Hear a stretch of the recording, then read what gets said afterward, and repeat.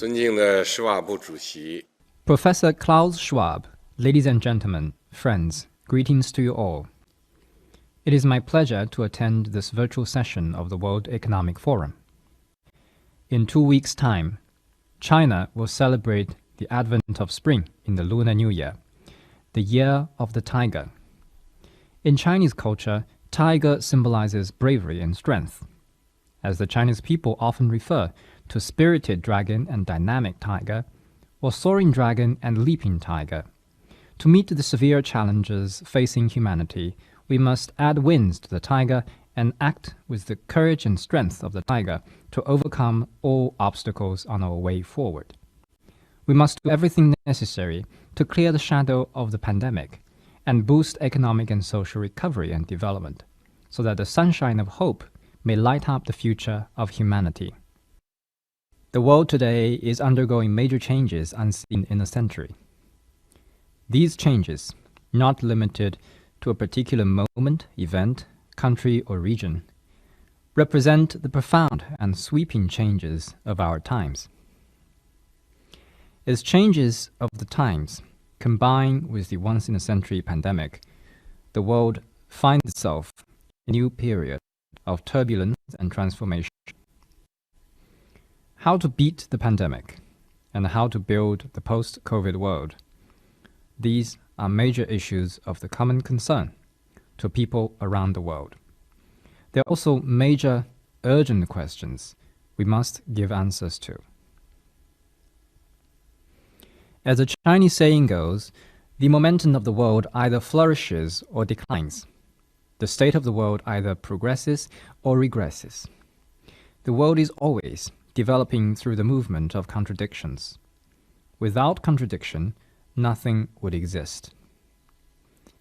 The history of humanity is a history of achieving growth by meeting various tests, and of developing by overcoming various crises. We need to move forward by following the logic of historical progress, and develop by riding the tide of development of our times. Notwithstanding all vicissitudes, humanity will move on. We need to learn from comparing long history cycles and see the changing things through the subtle and minute. We need to foster new opportunities amidst crises, open up new horizons on the shifting landscape, and pull great strength to go through difficulties and challenges. First, we need to embrace cooperation and jointly defeat the pandemic. Confronted by the once-in-a-century pandemic, which will affect the future of humanity, the international community has fought a tenacious battle. Facts have shown once again that amidst the raging torrents of a global crisis, countries are not riding separately in some 190 small boats, but are rather all in a giant ship on which our shared destiny hinges. Small boats may not survive a storm, but a giant ship is strong enough to brave a storm. Thanks to the concerted efforts of the international community, major progress has been made in the global fight against the pandemic. That said, the pandemic is proving a protracted one, resurging with more variants and spreading faster than before. It poses a serious threat to people's safety and health and exerts a profound impact on the global economy. Strong confidence and cooperation represent the only right way to defeat the pandemic. Holding each other back or shifting blame will only cause needless delay in response and distract us from the overall objective. Countries need to strengthen international cooperation against COVID-19, carry out active cooperation on research and development of medicines, jointly build multiple lines of defense against the coronavirus, and speed up the efforts to build a global community of health for all. Of particular importance is to fully leverage vaccines as a powerful weapon, ensure their equitable distribution, quicken vaccination, and close the global immunization gap, so as to truly safeguard people's lives, health, and livelihoods. China is a country that delivers on its promises. China has already sent over 2 billion doses of vaccines to more than 120 countries and international organizations. Still, China will provide another 1 billion doses to African countries, including 600 million doses as donation, and will also donate 150 million doses to ASEAN countries. Second, we need to resolve various risks and promote steady recovery of the world economy. The world economy is emerging from the depth, yet it still faces many constraints. The global industrial and supply chains have been disrupted. Commodity prices continue to rise. Energy supply remains tight. These risks compound one another and heighten the uncertainty about economic recovery. The global low inflation environment has notably changed, and the risks of inflation driven by multiple factors are so. If major economies slam on the brakes or take a U-turn in their monetary policies, there would be serious negative spillovers. They would present challenges to global economic and financial stability, and developing countries would bear the brunt of it. In the context of ongoing COVID-19 response, we need to explore new drivers of economic growth, new modes of social life, and new pathways for people-to-people exchange, in a bid to facilitate cross-border trade, keep industrial and supply chains secure and smooth, and promote steady and solid progress in global economic recovery. Economic globalization is the trend of the times. Though countercurrents are sure to exist in the river, none could stop it from flowing to the sea. Driving forces bolster the river's momentum, and resistance may yet enhance its flow. Despite the countercurrents and dangerous shoals along the way, economic globalization has never and will not veer off course. Countries around the world should uphold true multilateralism. We should remove barriers, not erect walls. We should open up, not close off. We should seek integration, not decoupling. This is the way to build an open world economy. We should guide reforms of the global governance system with the principle of fairness and justice, and uphold the multilateral trading system with the World Trade Organization at its center. We should make generally acceptable and effective rules for artificial intelligence and digital economy on the basis of full consultation, and create an open, just, and non-discriminatory environment for scientific and technological innovation. This is the way to make economic globalization more open, inclusive, balanced, and beneficial for all, and fully unleash the vitality of the world economy.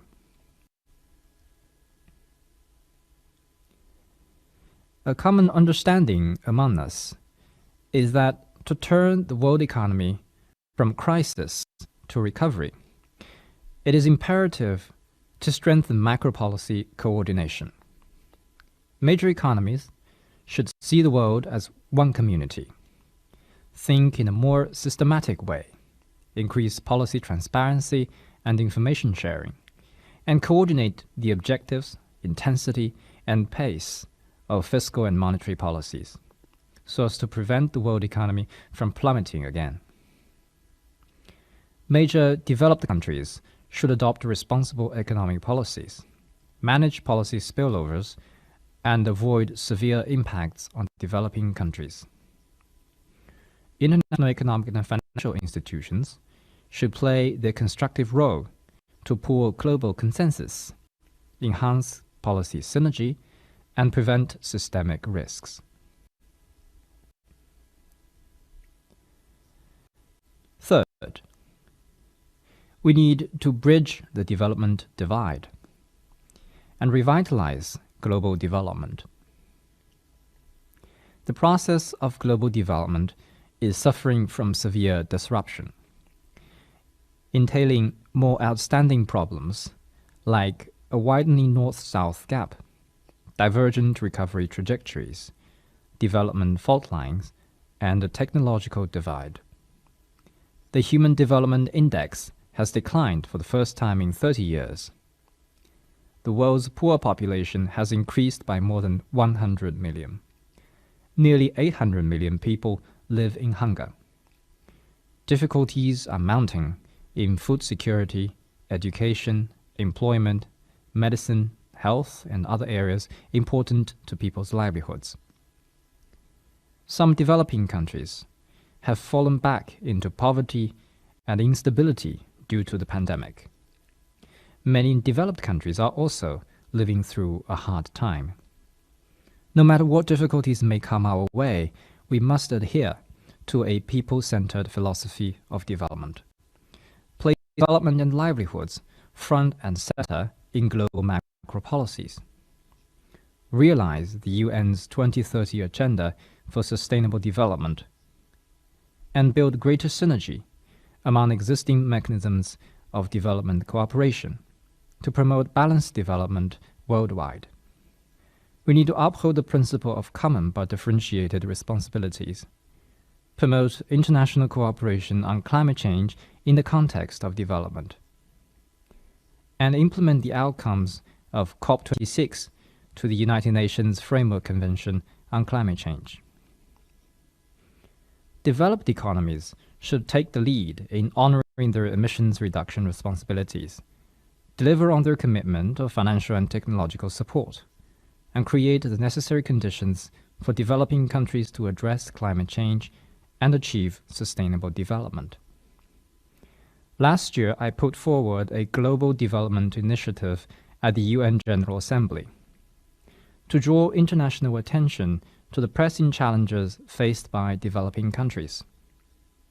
The initiative is a public good open to the whole world, which aims to form synergy with the 2030 Agenda for Sustainable Development and boost common development across the world. China stands ready to work with all partners to jointly translate the initiative into concrete actions and make sure that no country is left behind in this process. Fourth, we need to discard Cold War mentality and seek peaceful coexistence and win-win outcomes. Our world today is far from being tranquil. Rhetorics that stoke hatred and prejudice abound. Acts of containment, suppression, or confrontation arising thereof do all harm, not the least good, to world peace and security. History has proved time and again, the confrontation does not solve problems. It only invites catastrophic consequences. Protectionism and unilateralism can protect no one. They ultimately hurt the interests of others as well as one's own. Even worse are the practices of hegemony and bullying, which run counter to the tide of history. Naturally, countries have divergences and disagreements between them. Yet, a zero-sum approach that enlarges one's own gain at the expense of others will not help. Acts of single-mindedly building exclusive yards with high walls or parallel systems, of enthusiastically putting together exclusive small circles or blocks that polarize the world, of overstretching the concept of national security to hold back economic and technological advances of other countries, and of fanning ideological antagonism and politicizing or weaponizing economic, scientific, and technological issues will gravely undercut international efforts to tackle common challenges. The right way forward for humanity is peaceful development and win-win cooperation. Different countries and civilizations may prosper together on the basis of respect for each other, and seek common ground and win-win outcomes by setting aside differences. We should follow the trend of history, work for a stable international order, advocate common values of humanity, and build a community with a shared future for mankind. We should choose dialogue over confrontation, inclusiveness over exclusion, and stand against all forms of unilateralism, protectionism, hegemony, or power politics. Ladies and gentlemen, friends, last year, the Communist Party of China celebrated the 100th anniversary of its founding. Through a century of tenacious struggle, the CPC has rallied and led the Chinese people in accomplishing remarkable achievements in the advancement of the nation and the betterment of people's lives. We have realized a moderately prosperous society in all respects and won the battle against poverty, both according to plan, and found a historic solution to ending absolute poverty. Now China is marching on a new journey of building a modern socialist country in all respects. China will stay committed to pursuing high-quality development. The Chinese economy enjoys a good momentum overall. Last year, our GDP grew by around 8%, achieving the dual target of fairly high growth and relatively low inflation. Shifts in the domestic and international economic environment have brought tremendous pressure, but the fundamentals of the Chinese economy, characterized by strong resilience, enormous potential, and long-term sustainability, remain unchanged. We have every confidence in the future of China's economy.